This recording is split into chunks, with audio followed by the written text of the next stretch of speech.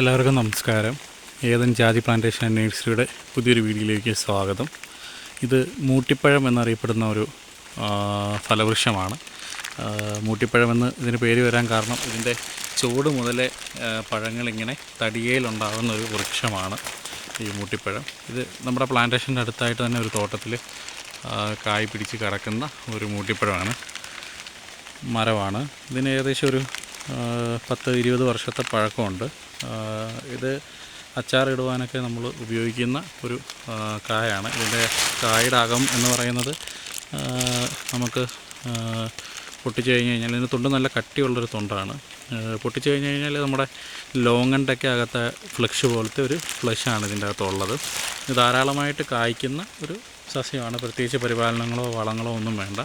കാട്ടിൽ വനത്തിൽ വളരുന്ന ഒരു വൃക്ഷമാണ്. ഇതിൻ്റെ തൈകൾ നമ്മുടെ ഏതൻ നഴ്സറിയിൽ നമ്മൾ ചെയ്യുന്ന ഒരു ഇനമാണ്.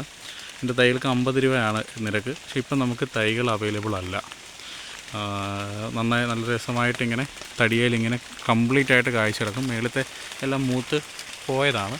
മൂത്ത് പോയ കായകളൊക്കെയാണ്, ഉണങ്ങി കിടക്കുന്ന കായകളൊക്കെയാണ്. അത് താഴെയുള്ളതൊക്കെ മൂത്ത് വരുന്ന കായകളാണ്. ഇതിൻ്റെ താഴെ ഏറ്റവും താഴെവശത്തായിട്ടൊക്കെ ചോട്ടിലൊക്കെ നല്ല മൂത്ത കായകളുമുണ്ട്.